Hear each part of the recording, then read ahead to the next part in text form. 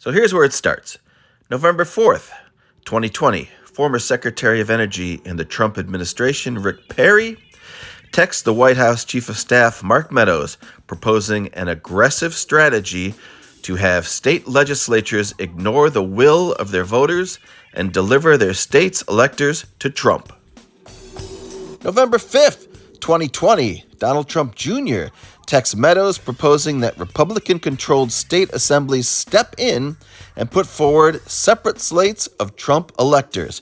He says Republicans control Pennsylvania, Wisconsin, Michigan, North Carolina, etc., and if we get Trump electors in those states, we will have multiple paths and we will control them all.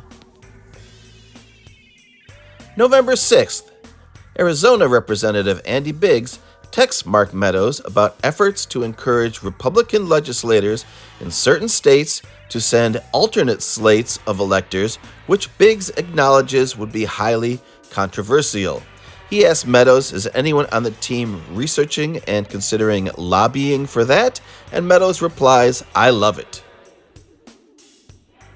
November 18th, 2020, my birthday.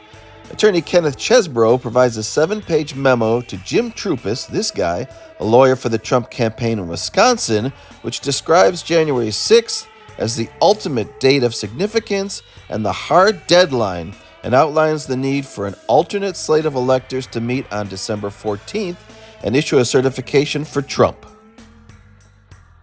In the first week of December, John Eastman, the man at the center of the January 6th investigation, he's the guy with the hat, sent memos to high-level White House staff explaining that the January 6th plan required legislators to determine the manner of choosing electors, even to the point of adopting a slate of electors themselves. Next, on December 6th, Mark Meadows, seen here trying to dodge a reporter's questions, uses his Gmail account to email Jason Miller, senior aide on the Trump campaign, and Meadows tells Miller we just need to have someone coordinating the electors for the various states. December 8th, 2020, Republican Senator Mike Lee texts with Meadows. He says if a very small handful of states were to have their legislatures appoint alternative slates of delegates, there could be a path.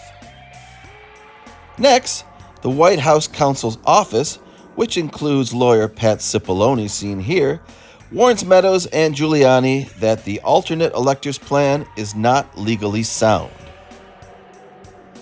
Finally, Chesbrough states that an alternate slate should meet to cast their vote on December 14th so that the votes might be eligible to be counted if later recognized as the valid ones that actually count in the presidential election. In other words, Chesbrough appears to consider Congress, or perhaps the president of the Senate, who would be Mike Pence, as the person who could recognize the alternate slates, even if the courts and the state legislatures do not.